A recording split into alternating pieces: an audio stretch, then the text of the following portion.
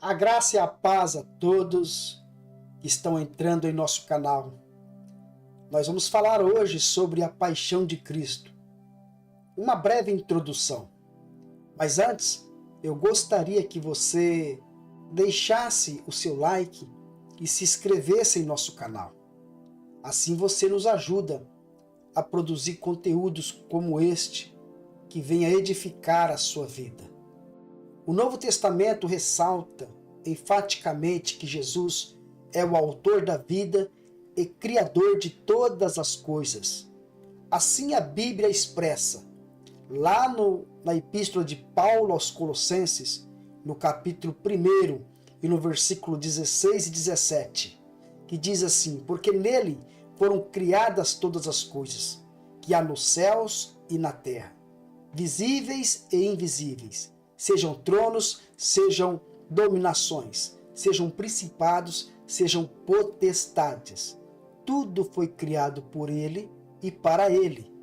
E ele é antes de todas as coisas, e todas as coisas subsistem por ele. Então aqui o autor nos diz que Jesus já existia antes mesmo de todas as coisas terem sido criadas, colocando ele aqui como Deus, o Criador de tudo, e tudo subsiste por causa dele. Lá na Epístola aos Hebreus, no capítulo 1, versículo 1 e 2, o autor vai dizer quase que a mesma coisa. Ele diz: havendo Deus antigamente falado muitas vezes aos pais pelos profetas, a nós falou-nos nestes últimos dias pelo Filho, a quem constituiu todas as coisas e por quem também fez o mundo.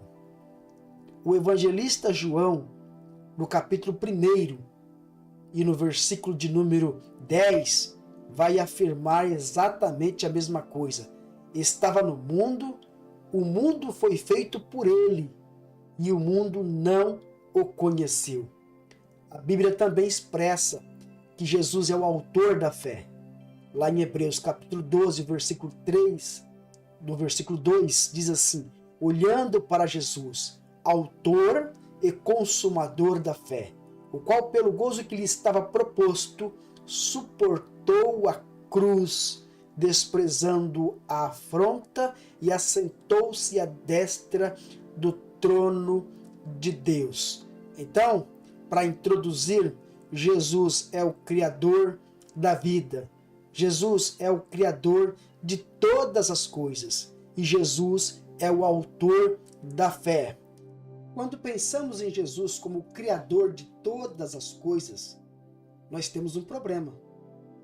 E é o mesmo problema que Anselmo de Cantuária teve que lidar no século XI.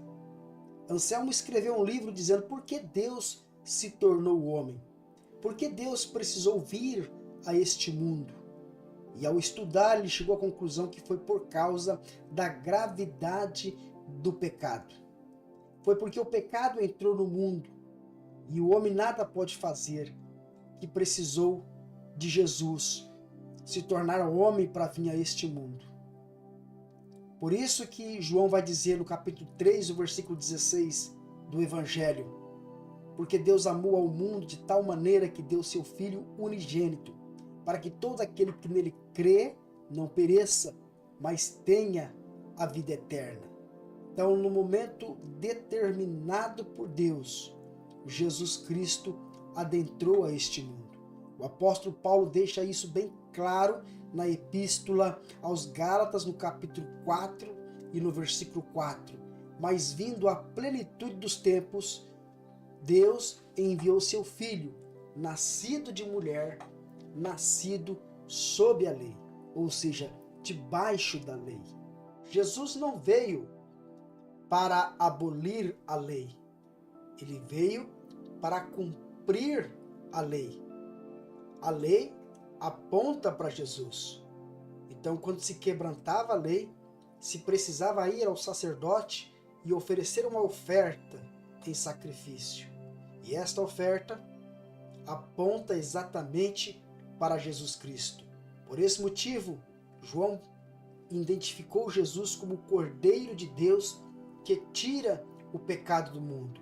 Ele veio para entregar a sua vida e tirar, pela sua morte, o poder condenatório do pecado. Para tanto, ele foi submetido ao julgamento mais rápido da história. O sumo sacerdote profetizou: convém que morra um só homem pelo povo e que não venha a perecer toda a nação. João capítulo 11 e o versículo 50. As Escrituras ainda nos mostram que no momento determinado por Deus, ele seria entregue como ele mesmo por diversas vezes avisou aos seus discípulos. Quando nós vamos para o livro de Mateus, no capítulo 16, o versículo 21, nós podemos ler: a partir daquele momento, Jesus começou a explicar aos seus discípulos que era necessário que ele fosse para Jerusalém e sofresse muitas injustiças nas mãos dos homens, ou dos anciãos, dos chefes dos sacerdotes e dos escribas, para então ser morto e ressuscitar ao terceiro dia. Lá no Pentecoste, quando Pedro faz o seu primeiro sermão, ele vai exatamente mostrar isso aos judeus. Ele diz: a este que vos foi entregue pelo determinado conselho e presciência de Deus, tomando-o vós, o crucificaste e mataste pelas mãos de injusto. Então Jesus ele veio segundo o propósito determinado de Deus. Jesus veio conforme estava escrito nas Escrituras. Andou e ensinou por 3 anos. E finalmente chegou o dia determinado por Deus em que ele iria entregar a sua vida. A parasérie pascal judaica estava apenas começando. Os cordeiros estavam sendo preparados. Mas havia um problema entre os judeus. O que fazer de Jesus? Este já havia sido julgado pelos príncipes de Israel, pelo Sinédrio, apresentado a Pilatos, enviado a Herodes, retornado a Pilatos, e nesse intervalo, inteirinho de tempo, foi esbofeteado, cuspido, açoitado, cravaram-lhe uma coroa de espinho, colocaram-lhe um manto real, se submeteu à humilhação pública por ser rejeitado pelo seu próprio povo. Disse Pilatos: eis aí o vosso rei. Então disseram: não temos rei senão a César. Diante disso, covardemente não restou alternativa a Pilatos a não ser entregá-lo para ser crucificado. Diante da condenação de Pilatos, Jesus carregou uma cruz pesada até o caminho do Gólgota. Foi crucificado entre 2 ladrões. A cruz é a mais bárbara de todos os apetrechos de tortura já inventado pela mente diabólica do homem. Foi inventada pelos fenícios e amplamente utilizada pelos romanos para a execução de criminosos e estrangeiros. Não se executava nenhum cidadão romano. O historiador Cícero assim descreve: crudelíssima et teterrimon, a mais cruel e a mais terrificante de todas as maneiras de partir dessa existência. No momento da crucificação, já não bastasse a crueldade física no cenário da dor e da humilhação, apresentou-se toda a plateia infernal, com palavras ácidas e venenosas, e diziam, segundo os evangelhos: ó tu que destrói os santuários em 3 dias e o reedificas, salva-te a ti mesmo, se és filho de Deus, e desce da cruz. Salvou os outros, a si mesmo não pode salvar-se? É rei de Israel. Desça da cruz e creremos. Confiou em Deus, pois venha livrá-lo agora, se de fato lhe quer bem, porque disse: sou filho de Deus. E os mesmos impropérios lhe diziam também os ladrões crucificados com ele. No jardim do Getsêmani, quando o autor da vida orava intensamente ao ponto de seu suor se transformar em gotas de sangue, pedindo que, se fosse possível, o Pai poderia livrá-lo daquele cálice. E em oração, um anjo se apresentou se apresentou para o consolar. Ali, apesar da ansiedade dolorosa, o sentimento do autor da vida certamente era o de abandono absoluto. E assim tinha que ser. Todavia, ali algumas mulheres ao pé da cruz, a mãe do Senhor e a sua irmã Maria de Cleopas e Maria Madalena, aquelas que choravam aos pés da cruz, foram as primeiras que se alegraram com a ressurreição do Senhor. Na lealdade à esperança, aqueles que permaneceram aos pés da cruz alimentaram uma esperança que se concretizou. Mas no Gólgota, consternado em meio à dor dos cravos, o pedagogo do amor, sufocado em tamanha antipatia e desprezo, demonstra a virtude suprema, a essência do ser divino. Deus é amor. Ele diz a um dos ladrões: Pai, perdoa-lhes porque não sabem o que fazem. Se o mestre imóvel sobre a cruz ora pelo perdão daqueles que não o perdoaram, por que nós temos dificuldades em perdoar? A cruz é a única resposta. Não se apresse então a sair dos pés da cruz.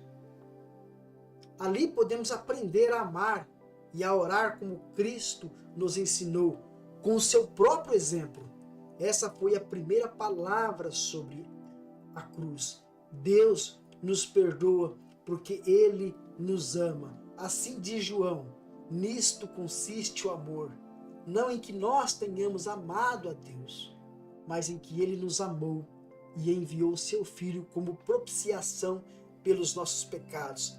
Primeira Epístola de João, capítulo 4 e o versículo 10. Portanto, a paixão de Cristo deve nos constranger.